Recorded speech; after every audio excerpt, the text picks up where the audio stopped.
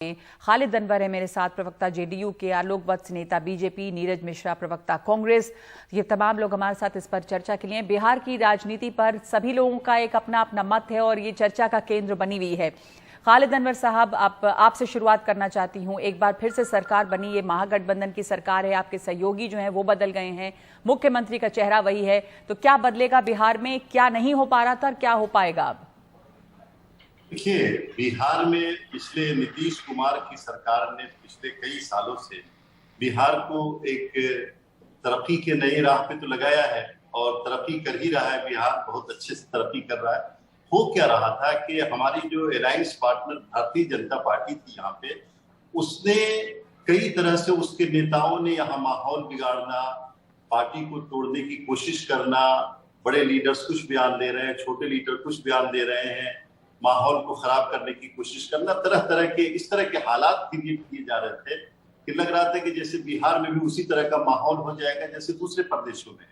नीतीश कुमार भी ऐसी चीजों को बर्दाश्त करने वाले नहीं कि आप साथ में, हमने उनसे अलायंस इसलिए किया था कि बिहार की तरफ ही हो, हम उनके एजेंडे को नाफिज करने थे बिहार में, इसके लिए नहीं अलायंस किया था। और सबसे जो दुखद घटना हुई वो ये हुई कि इन्होंने महाराष्ट्र की तरह बिहार में भी हमारी पार्टी को, हमारे पार्टी के एक नेता को मिला करके पार्टी को तोड़ने की साजिश। अभी जो ये गठबंधन है वो आपको, इस पर बीजेपी कह रही है कि ये गठबंधन जो है वो चल नहीं पाएगा, सरकार चल नहीं पाएगी। तेजस्वी यादव ने इसके ऊपर पलटवार भी किया। जो तस्वीरें दिख रही हैं वो एक बार फिर से हम देख रहे हैं कि चचा भतीजा साथ हैं और तमाम गिले शिकवे दूर हो गए, गले मिल रहे हैं।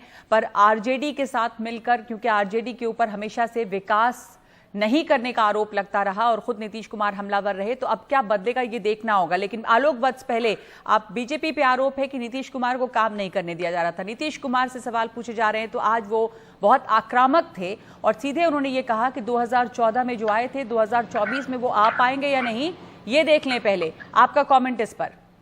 सीधी चुनौती है केंद्र सरकार। देखिए, उनकी चुनौती को हम स्वीकारते हैं। भारतीय जनता पार्टी भारत की नहीं, विश्व की सबसे बड़ी पार्टी है। हम लोग के साथ जो धोखाधड़ी हुई है और बिहार की जनता के साथ, खासकर अति पिछड़ों के साथ जिस तरीके का अपमानित किया करने का काम उन्होंने किया है, उसको बिहार की जनता माफ नहीं करेगी। ये सुशासन बाबू एक बार फिर कुशासन की सीट पर जाके बैठ गए हैं और आज से ही जो वहां लैंड ग्रैबर हैं, रेपिस्ट हैं, रेपिस्ट हैं, रैंसम लेने वाले हैं, वो सब सक्रिय हो गए और ये फिर जंगल राज की दूसरी चैप्टर खोल दिया इन्होंने। तो और हमारे लिए ये चिंता ना करें, हम तो बहुत खुश हैं, हमारे वर्कर बहुत खुश हैं कि ये पिलियन राइट टू पावर जो हम इनके गाड़ी पर बैठ के चल रहे थे, अब हम मेहनत करेंगे, जनता का विश्वास जीतेंगे, जनता के पास जाएंगे और जनता को सारी बात आएंगे और जनता के दम पर हम अब की बार जब सरकार में आएंगे तो अपने दमखम पे आएंगे। और रही नरेंद्र मोदी को हटाने की बात, तो मुंगेरी लाल के हसीन सपने देखने से कोई नहीं रोक सकता है। अभी आने वाले 40 वर्षों तक बीजेपी को कोई हिला नहीं सकता है, क्योंकि हमारे पास काम का दम है, लोगों का विश्वास है, निष्ठा है देश के प्रति, इसलिए हमें कोई हिला नहीं सकता। देखने को कोई भी सपना देख ले, उसके लिए कहीं से कोई रोक नहीं है। नीरज मिश्रा प्रवक्ता कांग्रेस के हमारे साथ जुड़े हुए हैं। क्या ये मुंगेरी लाल के हसीन सपने हैं? आपको ये कह रहे हैं आलोक वत्स की बीजेपी और मजबूत होगी, अच्छा है कि नीतीश कुमार का सहारा नहीं रहेगा अब? नीरज जी, सबसे पहले भाजपा के प्रवक्ता से जरा ये प्रमाण मांग लीजिए कि कहां पर रेपिस्ट, लैंड ग्रैबर और इस तरीके के एंटी सोशल एलिमेंट्स जो हैं वो एक्टिव हुए हैं, क्योंकि ये लोग चैनल पर आते हैं, झूठ बोलकर निकल जाते हैं। दूसरी बात, जो डिबेट की शुरुआत में आपने जेडीयू के प्रवक्ता से पूछा कि सरकार चलने में दिक्कत कहां आ रही थी, देखिए एक वाकया हम सबने देखा कि कैसे विधानसभा के अंदर चुने हुए मुख्यमंत्री और विधानसभा के स्पीकर, जो दोनों ही एक ही घटक के मेंबर थे, उनके बीच में किस तरीके का छीटाकशी हुई। उससे हम लोगों को बिल्कुल साफ समझ आ रहा था कि सरकार के अंदर कुछ तो दिक्कत है।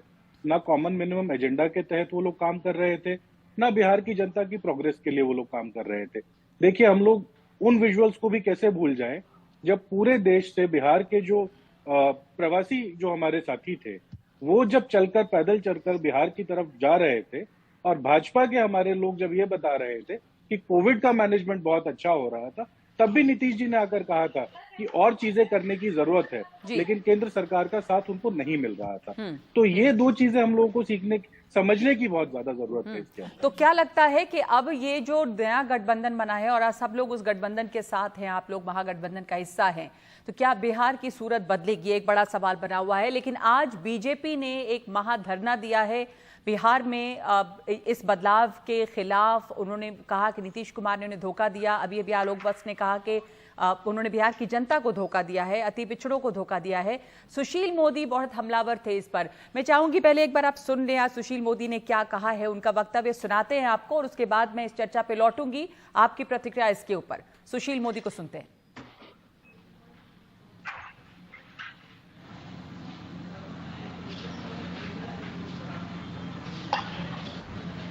यादव ये भ्रष्टाचार से जुड़े IRCTC घोटाले के मामले में ये चार्जशीटेड हैं, ये बेल पर हैं, उनका ट्रायल शुरू हो गया है और इतने पुख्ता सबूत हैं कि उस ट्रायल का परिणाम उनके जेल जाने में भी हो सकता है, उनकी सजा के रूप में भी हो सकता है।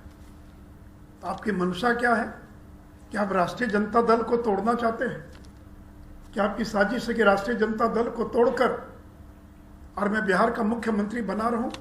लालू जी तो बूढ़े हो गए, बीमार रहते हैं, ये लड़का कब जेल चला जाएगा पता नहीं है। तो मित्रों, इसलिए मैंने कहा कि लालू जी ने कहा था पलटू राम, बीजेपी ने नहीं कहा था।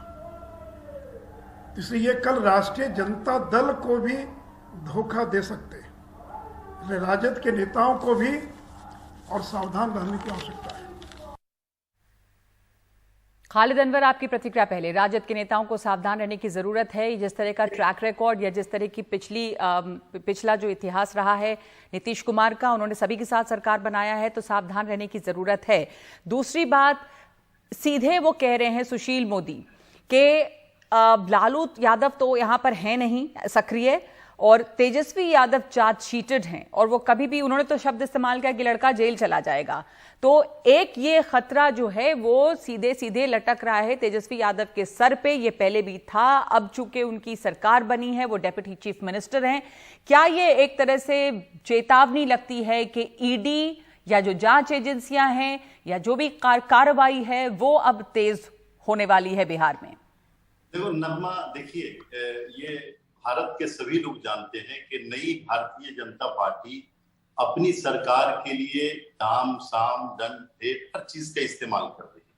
और आज अगर सुशील मोदी जी इस तरह की बात कर रहे तो कोई नई बात नहीं है। ऐसा नहीं कि हम लोग के प्लान बी प्लान ए में ये सब चीजें नहीं, ये सब चीजें हैं। और हम लोग को पता है कि डेमोक्रेटिक वैल्यूज में ये इनके नेता, बहुत कम नेता हैं जो यकीन रखते हैं। और ये हमारी सरकार को कमजोर करने के लिए तेजस्वी यादव जी, जो आज तक 5 बरस पहले उन पर मुकदमा हुआ, आज तक उनके खिलाफ कुछ नहीं हुआ, ये कोशिश करते रहे कि इनकी सरकार बन जाए उनके साथ कई तरीके से, लेकिन नहीं बनी। तो अब ये कुछ भी कर सकते हैं और हमको इसके लिए तैयार रहना पड़ेगा। अगर हम देश में चाहते हैं कि डेमोक्रेटिक वैल्यूज को दोबारा बरकरार रखा जाए, तो ऐसे में ये खतरा बना रहेगा। नीरज मिश्रा, क्या अब जब जैसे कि खालिद अनवर कह रहे हैं कि इसके लिए तैयार रहना पड़ेगा, सक्रियता बढ़ेगी ईडी की, दूसरी जांच एजेंसियों की, और मामले भी हैं। बात यह है कि मामले भी हैं तेजस्वी यादव के खिलाफ और चार्जशीट की बात कर रहे हैं सुशील मोदी। तो यही डर है और यही सवाल है कि फिर ऐसी सरकार या ये गठबंधन क्या चल पाएगा या चलने देगी इसे भाजपा या केंद्र सरकार? नगमा जी, सुशील मोदी जी वैसे तो बहुत ही सीनियर नेता हैं, लेकिन उनको पॉलिटिक्स छोड़ के फिक्शन राइटिंग कर लेनी चाहिए। उन्होंने बहुत ही अच्छी एक फिल्म की स्क्रिप्ट आपके सामने रखी। जहां तक गठबंधन की बात है, भाजपा को अपने गिरबान में झांक कर देखना चाहिए। पूरे नॉर्थ इंडिया में और पूरे देश में ही अगर आप देखें तो इनके जो गठबंधन के जितने घटक दल इनके साथ रहे हैं वो सारे इनको छोड़कर एक एक कर चले गए हैं। नहीं, मैं पूछ रही हूं, जो उन्होंने चार्जशीट की बात की तेजस्वी यादव पे और कहा कि वो तो जेल चले जाएंगे। देखिए नगमा जी, जब पब्लिक लाइफ में आप होते हैं, आपके ऊपर इस तरीके के आरोप लगाए जाते हैं। लीगल प्रोसेस अपना काम करेगा, इसके अंदर जिस भी तरीके से जो भी होगा उसको देखा जाएगा। लेकिन जब बात आ जाती है फिर असम के मुख्यमंत्री की, उनके घोटालों की, जब बात आ जाती है छत्तीसगढ़ के पूर्व मुख्यमंत्री की, उनके घोटालों की, व्यापम वाले हमारे शिवराज सिंह चौहान जी की, 40% कमीशन लेने वाले कर्नाटक के मुख्यमंत्री जी की। तो उस समय जो हमारा जो ईडी तंत्र और सीबीआई तंत्र है, जिसके बलबूते पर ये ऑपरेशन लोटस चलाते हैं, हमने एक झारखंड में अभी फेल किया, दूसरा अभी बिहार में फेल किया, और आगे चलकर बाकी जगह भी करते रहेंगे। तो आलोक वत्स, ये सीधे सीधे एक तरह से इसके कहने का क्या औचित्य इस समय लग रहा है आपको सुशील मोदी के तेजस्वी यादव जो हैं वो तो चार्जशीटेड हैं, वो तो जेल चले जाएंगे, इसको कोई भी एक सीधी आज सरकार बनी है, वो डिप्टी चीफ मिनिस्टर के तौर पे उन्होंने शपथ ग्रहण किया और एक तरह से धमकी दिया जा रहा है, या ये चुनौती है, या आने वाले दिनों का एक तरह से ये आशंका जो है उसके वो बता रहे हैं कि उनके ऊपर कार्रवाई तेज होने वाली है, यानी कि ये लग रहा है कि अब सरकार को नहीं चलने दिया जाएगा, ऐसी तैयारी है?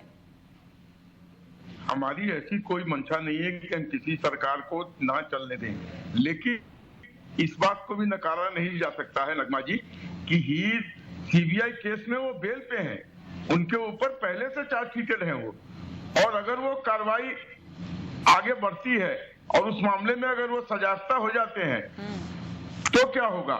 सुशील मोदी का ये कहना है, और हम तो भारतीय जनता पार्टी विश्व की सबसे बड़ी पार्टी बन चुकी है, हम तो अपने वर्कर के दम पर आगे बढ़ने वाले लोग हैं। ऑलरेडी हमारे साथ जो इन्होंने धोखाधड़ी किया, तो हमारे नेता आज हम फिर इलेक्शन मोड में उतर गए हैं। हम तो जनता के पास जाने वाले लोग हैं, हम जनता से जाके गुहार लगाएंगे, जनता का विश्वास जीतेंगे, और ऑलरेडी वो कवायद हमारी चालू हो चुकी है। आज हमने महारैली करके बता दिया कि हमारे साथ नहीं, बिहार के जनता के साथ कितना बड़ा खिलवाड़ किया है नीतीश कुमार उस पलटू राम ने, और पलटू राम की उपाधि लालू यादव ने इनको दी थी, बीजेपी ने नहीं दी थी। ये सुशासन बाबू अब कुशासन में चले गए हैं, ये विकास पुरुष विनाशकारी पुरुष की तरफ बढ़ गए हैं।